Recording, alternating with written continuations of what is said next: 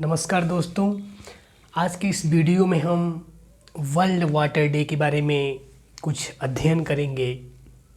तो सबसे पहले आप सभी को बीते हुई होली की ढेर सारी शुभकामनाएं। तो आइए हम आज के इस वीडियो में देखते हैं कि वर्ल्ड वाटर डे जो कि कल यानी कि 22 मार्च को मनाया गया, आखिर क्या उद्देश्य है कि हम लोग विश्व जल दिवस 22 मार्च को मनाते हैं। इसके पीछे मनाने का क्या उद्देश्य है, तो आइए हम देखते हैं इस वीडियो में। तो चलिए शुरू करते हैं। अगर हम बात करें विश्व जल दिवस की, तो विश्व जल दिवस हर साल मनाया जाता है किस दिन? 22 मार्च को। 22 मार्च को प्रत्येक वर्ष विश्व जल दिवस मनाया जाता है। इस बार भी मनाया गया। तो इसकी थीम क्या थी, पहले उसे हम देख लेते हैं। अगर हम थीम की बात करें तो जो 2022 की जो थीम थी, वो थीम क्या थी? वो थी ग्राउंड वाटर। क्या थी? Ground water making invisible visible. क्या थी? Ground water making invisible visible. इसका मतलब क्या है? इसका मतलब यही है कि जो हमारे जल का स्तर है, जो हमारे भूमि में, जो हमारे पृथ्वी के तल के नीचे जो हमारा जल है, उसका जो स्तर है, उसे जो अदृश्य हो रहा है, उसे हमें क्या बनाना है? दृश्य बनाना है।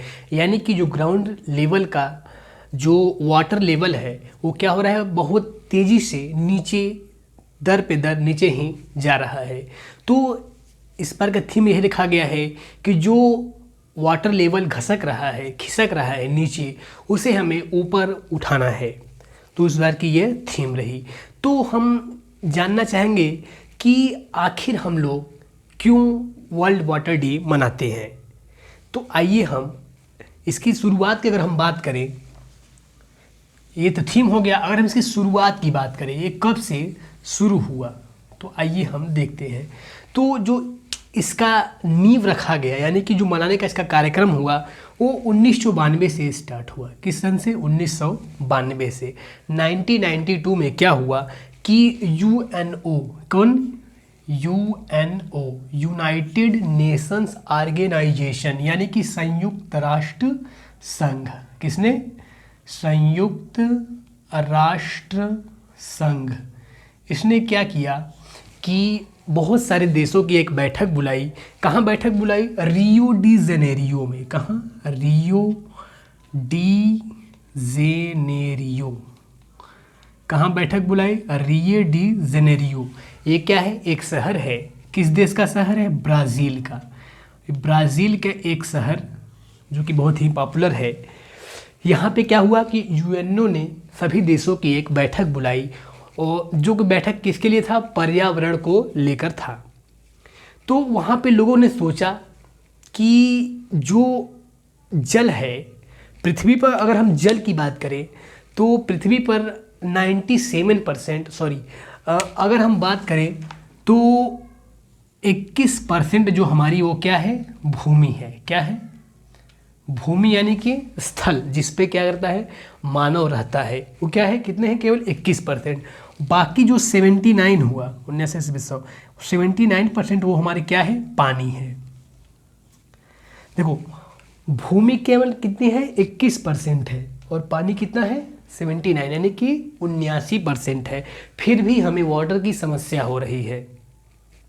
फिर भी हमें क्या हो रही है? वाटर की समस्या हो रही है। तो आइए अगर हम देखें, जो ये 79% है, इनमें से क्या है? जो मैक्सिमम है वो क्या है? समुद्र में पानी है।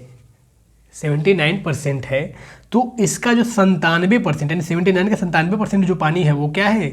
समुद्र में है, जो कि पीने योग्य नहीं है, खारा है। तो और जो बाकी 3% बचते हैं, उनमें कुछ ग्लेशियर है, और उसका मात्र 1% जो हमारा मिलता है वो हमारे क्या है? 3% में क्या हुआ, 2% तो हमारा क्या हो गया, ग्लेशियर और बर्फ़ हो गए। जो 1% हुए हमारा क्या है, पीने योग्य पानी है, जो कि हमें नदियों, तालाबों, झीलों और कुओं से प्राप्त होता है। तो जो 1% है यह भी क्या है, हमें पूर्ण रूप से शुद्ध रूप से हमें प्राप्त नहीं है।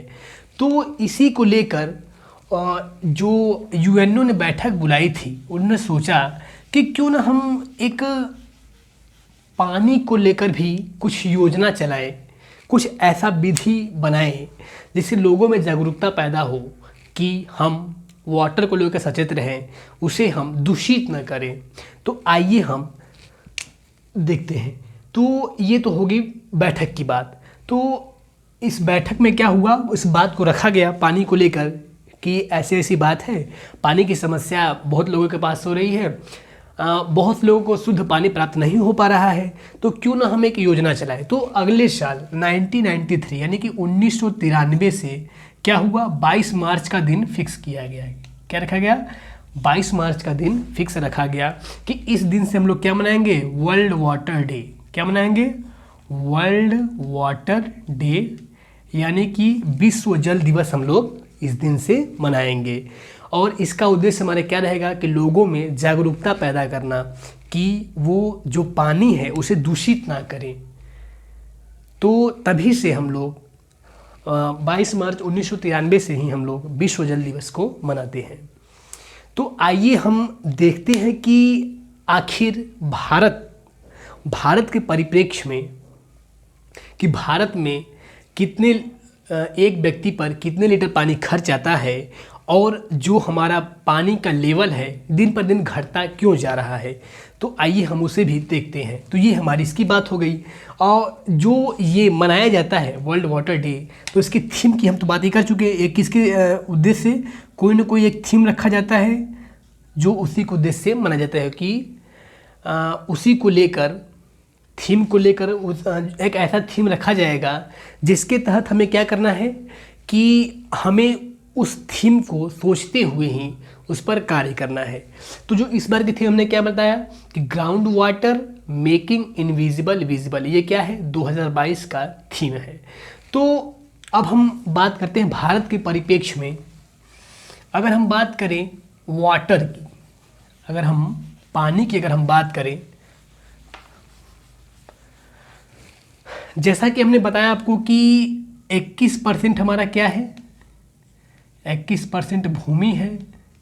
ये हम पृथ्वी की बात कर रहे हैं ना, ये हमारी किसकी बात हो रही है, पृथ्वी पर। आप लोगों को जानकारी तो होगा ही कि जो जल है, जल और जो वायुमंडल हमारा है वो कहाँ है, सिर्फ पृथ्वी पर ही है। वैज्ञानिक लगे हैं अन्य ग्रहों पर ढूंढने के लिए, लेकिन वो अभी पाने में उतना सक्षम नहीं हो पाए हैं। तो जो हमारा पृथ्वी है वहाँ पे क्या है, 21% क्या है, भूमि, केवल रहने वाला स्थल है, जिसमें क्या है उत्तरी अमेरिका, दक्षिण अमेरिका, अफ्रीका, यूरोप, ऑस्ट्रेलिया और अंटार्कटिका जैसे जो हमारे महाद्वीप पड़े हैं वो कितने केवल 21% है। और बाकी जो 79% हमारा जो बचता है वो हमारा क्या है, समुद्र है, वो हमारा क्या है, भूमि, और ये हमारे क्या है 79% क्या है, जल। इतनी भूमि है, इतनी जल है। तो हम जल की अगर हम बात करें, जो 79% जल है, इसमें से हमारा पीने योग्य पानी कितना है, अगर हम उसकी बात करें तो 1% हमारे क्या है, केवल पीने योग्य पानी है। कितना है, 1% जो है पानी क्या है, पीने योग्य है। ठीक, जो हमारी योजना चलाई गई है वर्ल्ड वाटर डे, जो विश्व जल दिवस मनाया जाता है, वो किसके रोकथाम के लिए है, यही जो पानी पीने योग्य है उसे गंदा ना करे, उसे दूषित न किया जाए। और क्या किया जाए कि जो पानी का ज़्यादा खर्च है उसे क्या किया जाए, एक सीमित स्तर पर रखा जाए। तो अगर हम बात करते हैं जो बाकी अगर हम बचता है, जो 97% पानी है वो हमारा क्या है, 79% पूरा जल है, समुद्र है, लेकिन जो उसका 97% पानी है वो कहाँ पाया जाता है, हमारा समुद्र में पाया जाता है। कहाँ पाया जाता है, समुद्र में। इसमें क्या है, पैसिफिक ओशियन यानी कि प्रशांत महासागर, हिंद महासागर, अरब सागर, ये हमारे लेकर क्या है, समुद्र का पानी है, जो कि क्या है, खारा है, पीने योग्य नहीं है। समुद्र 97% क्या है, खारा पानी है, जो कि पीने योग्य नहीं है। और जो 2% हमारा बचता है, जो 2% बचता है पानी का, पूरे जो हमारा जल है, उसका जो हमने देख लिया कि 1% हमारा केवल पीने योग्य है, 97% क्या है समुद्र में खारा पानी जो कि पीने योग्य नहीं है, और जो 2% पानी बचता है वो हमारा क्या है, वो हमारा पाया जाता है किस रूप में, बर्फ़ के रूप में पाया जाता है। किस रूप में पाया जाता है, हमारे बर्फ़ के रूप में पाया जाता है। जैसे कि आप हिमालय फिर देखे होंगे, और अंटार्कटिका महाद्वीप जो कि पूरा हमारा क्या है, और उत्तरी जो ऊपर हमारा है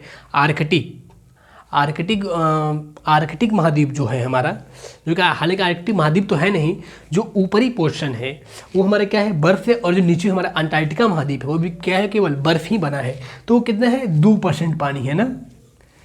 तो ये हमारे तो कोई कार्य का है नहीं। तो जो ये योजना किसके लिए केवल है, जो पानी पीने योग्य है, केवल इसके लिए ही ये योजना चलाई गई। अगर हम बात करें, पानी पीने वाले की बात करें, तो जो इसमें है वो हमारा पानी क्या होता है, वेस्टेज बहुत ज़्यादा होता है। अगर हम इस 1% की अगर हम बात करें, तो अगर हम बड़े बड़े शहरों की अगर हम बात करें, अगर हम बड़े बड़े शहरों की बात करें, बड़े बड़े शहर, वहाँ पे क्या होता है, पानी वेस्टेज ज़्यादा होते हैं। वहाँ पे पानी क्या होता है, पानी वेस्ट क्या होता है, ज़्यादा होता है। वहाँ पानी वेस्ट क्या होता है, ज़्यादा होता है। अगर हम फॉर एग्जांपल देखें तो दिल्ली, मुंबई, चेन्नई जैसे शहरों में अगर वहाँ पे जो वाटर सप्लाई है, जो कि भूमिगत रूप से बिछाया गया पाइपलाइनों से होता है, अगर हम उसकी बात करें तो अगर उसमें कुछ वॉल में खराबी आ जाए या पाइप कहीं से फट जाए, तो उसका जो 17 से 35% पानी जो होता है, 17 से 35% वो पानी हमारा क्या होता है, वेस्ट हो जाता है। 17 से 35% पानी कैसे होता है, वेस्ट हो जाता है, पाइपलाइनों जो थ्रू जा रहा है उससे हमारा क्या हो जाता है, वो वेस्ट हो जाता है। तो जो योजना किसके लिए है, इस पानी पीने वाले के लिए। तो ये एक वेस्टेज हमने देखा। तो अगर हम दूसरे वेस्टेज की अगर हम बात करें, अगर हम पहले बात करते हैं कि भारत में एक व्यक्ति, भारत में अगर यूज की बात करें तो 2 तरह के लोग होते हैं, एक ग्रामीण स्तर पर जो जीवन यापन करते हैं और एक जो शहरी स्तर पर है। तो अगर ग्रामीण स्तर पर अगर हम बात करें, जो ग्रामीण स्तर का व्यक्ति है वो कितना यूज करता है, 135 लीटर। यानी एक व्यक्ति के ऊपर अगर पूरे खर्च की बात की जाए, जो कि सुबह शौच से लेकर के नहाने, खाने, पीने तक की अगर हम बात करें, तो 135 लीटर पानी एक व्यक्ति के ऊपर खर्च आता है। वहीं अगर हम शहरी स्तर पर बात करें, तो जो शहरी स्तर है वहाँ पे क्या होता है, 200 लीटर प्रति व्यक्ति होता है। ये बढ़ क्यों जाता है कि जो गांव स्तर का व्यक्ति है वो पानी क्या करता है, कम यूज करता है। उसके पास उतनी सुविधाएं नहीं होती हैं, जैसे कि गार्डन नहीं होता है, बगीचे नहीं होते हैं जिससे वो पानी सींचे। उसके पास लग्जरियस कार नहीं होते हैं, कार क्या हो तो साइकिल पे ही चलता है। तो यह व्यक्ति की क्या होती है, वाटर डिमांड कम होती है। लेकिन जो शहरी व्यक्ति होता है उसके पास तमाम घरें होती हैं, और सुबह उठकर पोछा लगाना है, तमाम चीज़ों से ले करके नहाने के लिए वो क्या करता है, बाथ टब का यूज करता है, जिसमें कि बहुत ज़्यादा वेस्टेज पानी जाने की ज़रूरत जाती है। तो इस प्रकार से यह एक अंतर हो गया। तो जो हमारा यहाँ पे पानी के यहाँ पे वेस्टेज ज़्यादा बढ़ गई है। तो और बहुत सारे लोग क्या करते हैं कि फालतू का क्या करते हैं कि अपना गाड़ी वगैरह, बाइक वगैरह दिन भर में 3 बार बेफालतू का धुलते रहते हैं, जिससे हमारा पानी क्या होता है, ज़्यादा ही वेस्ट होता है। तो इसी को कम करने के लिए जो UNO है वो क्या करते हैं, एक योजना चलाई है, या एक कहे तो एक वैश्विक स्तर पर वर्ल्ड वाटर डे, विश्व जल दिवस, जो कि ग्लोबल वैश्विक स्तर पर जल को, वाटर को कंजर्वेशन करने के लिए, जल को संरक्षित करने के लिए वो हमारी योजना चलाती है। और तो ये हमने देख लिया, वेस्टेज के रूप में हमने देख लिया। और यूज में हमने देखा कि क्या है कि ग्रामीण स्तर पर एक व्यक्ति के ऊपर कितना खर्च आता है, 135 लीटर, जिसमें क्या है उसका नहाने, खाने से लेकर के कपड़े धुलने तक की ये सारी सुविधाएं हैं। और शहरी स्तर पर क्या होता है, ये बढ़ जाता है। तो अगर हम भारत की अगर हम बात करें, अगर हम भारत स्तर पर देखें कि पानी की कहाँ से कैसे कैसे अगर हम प्राप्ति की होती है, उसकी अगर हम बात करें, तो अगर हम कश्मीर से लेकर कन्याकुमारी तक बात करें, और अपने पूर्वी जो प्रदेश हमारे हैं, अरुणाचल प्रदेश, नागालैंड, आसाम से लेकर अपने राजस्थान तक की अगर हम बात करें, तो वहाँ पे हम क्या पाते हैं। तो अगर हम देखें तो ऊपर हमारा क्या है, कश्मीर है। वहाँ पे अगर हम देखें ऊपर हमारा क्या है, जैसे अगर हम भारत की मैप की अगर हम बात करें तो जो ये हमारा भारत का मैप है, एक रफली हम डायग्राम आपको बनाकर दिखाते हैं। तो ये जो हमारा भारत का मैप है, अगर हम इसकी बात करें तो जो ये हमारा ऊपर वाला इलाका है, जो ऊपरी इलाका है, तो वो हम वहाँ पर हम कह पाते हैं कि यहाँ पे हमारा क्या है, ऐसे ऐसे हिमालय गया हुआ है, हिमालय पर्वत है। तो ये वहाँ यहाँ पे क्या रहता है, हमेशा बर्फ़ ढका रहता है। तो जो क्लाइमेट चेंजेस होते हैं, तो वहाँ पे जो इस वाले इलाका है आपका कश्मीर हो गया, लद्दाख हो गया और नीचे हिमाचल प्रदेश वाला इलाका हो गया, यहाँ पर तो पानी की प्राप्ति हो जाती है, यहाँ पे लोग हैं इसका उपयोग कर लेते हैं। लेकिन अगर हम नीचे अगर हम आते हैं, जो हमारा उत्तर भारत का मैदान है, जो हमारा क्या है, उत्तर भारत का मैदान, जहाँ पे अगर हम बात करें तो यहाँ पे क्या पाया जाता है, दिल्ली, उत्तर प्रदेश और बिहार वाला इलाका जो हमारा है, जो कि काफ़ी उपजाऊ माना जाता है। यहाँ पे इंडस्ट्रियल यानी कि उद्योग बहुत ज़्यादा हैं। दिल्ली वाला जो इलाका है वहाँ पे क्या है, उद्योग बहुत ज़्यादा लगे हैं।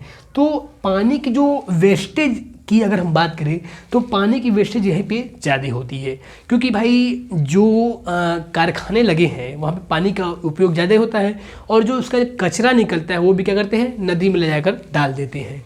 तो इससे पानी हमारा क्या होता है, वेस्ट हो जाता है। तो सबसे ज़्यादा अगर हम ध्यान देने वाली बात करें तो जो हमारा औद्योगिक क्षेत्र है, वहाँ पे जो हमारी नदियाँ, तालाब वगैरह बने हुए हैं, वहाँ पे हमें क्या करना चाहिए कि जो कारखाने हैं उनका एक उचित निकास बनाना चाहिए। तो ये हमने उत्तर भारत का देख लिया। ऊपर हमने क्या देखा कि ऊपर जो वाला इलाका है वहाँ पे क्या है, बर्फ़ पिघलता है, तो जो पानी झरनों से बन के आता है वहाँ पे लोग अपना क्या करते हैं, यूज़ कर लेते हैं। लेकिन अगर हम नीचे उत्तर भारत के मैदान की साइड अगर देखते हैं, जो हमारे कि यूपी, बिहार और दिल्ली का, पंजाब इलाका लेते हुए हैं, तो यहाँ पे क्या करता है, यहाँ पे लोग कारखाने वगैरह दिल्ली में ज़्यादा हैं, दिल्ली नोएडा से इलाके में, तो यहाँ पे क्या होता है, पानी की वेस्टेज ज़्यादा हो जाती है और उसका उचित निकास नहीं बनाया है। जो कानपुर का कारखाना है वो क्या करता है कि अपना जो वेस्टेज मटेरियल, वेस्टेज पार्टिकल्स है, वो क्या करता है, नदी में ले जाकर ही गिरा देता है। तो इससे जो हमारी नदियाँ हैं क्या होती है, दूषित हो जाती हैं।